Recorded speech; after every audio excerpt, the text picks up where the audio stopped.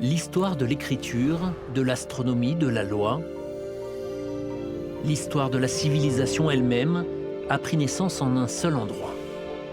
Pas en Égypte, pas en Grèce, pas à Rome non plus, mais en Mésopotamie.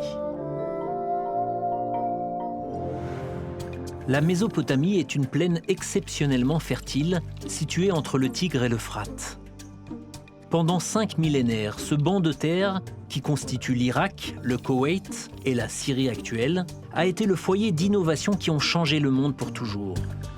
Inhabitée pendant près de 12 000 ans, la Mésopotamie, au climat stable, au sol riche et irrigué par de l'eau fraîche, réunissait toutes les conditions pour le développement de l'agriculture. Il y a environ 6 000 ans, semble-t-il du jour au lendemain, certains camps agricoles se sont transformés pour devenir les premières villes du monde. De 4000 à 3100 avant notre ère, la Mésopotamie a vu fleurir une constellation de cités rivales. À une époque, elle faisait front commun contre l'empire d'Akkad avant de se diviser pour former les empires d'Assyrie et de Babylone. Malgré les menaces de guerre constantes, l'innovation n'a cessé de rythmer la vie en Mésopotamie.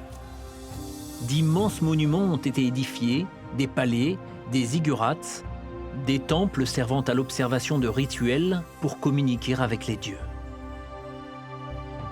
C'est aussi l'époque à laquelle se sont développées les mathématiques, et notamment le système sexagésimal, la création de la minute de 60 secondes, de l'heure de 60 minutes et du cercle complet de 360 degrés. Les Babyloniens avaient recours à leur système mathématique sophistiqué pour cartographier et étudier le ciel. Ils ont divisé l'année terrestre en 12 périodes. Chacune a été nommée d'après les principales constellations, une tradition plus tard adoptée par les Grecs sous le nom de zodiaque. Ils ont également divisé la semaine en 7 jours, qu'ils ont nommés en hommage à leurs 7 dieux, liés aux 7 planètes observables dans le ciel.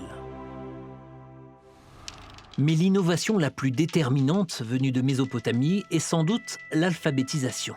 Ce qui au départ n'était que de simples images tracées sur de l'argile humide pour les registres des biens et des richesses, s'est développé pour devenir un système d'écriture sophistiqué en 3200 avant notre ère environ.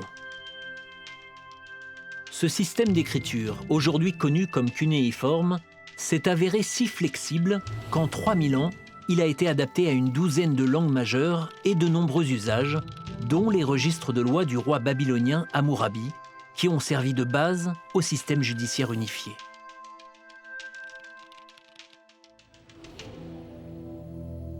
Mais les succès de la Mésopotamie ont fini par causer sa perte.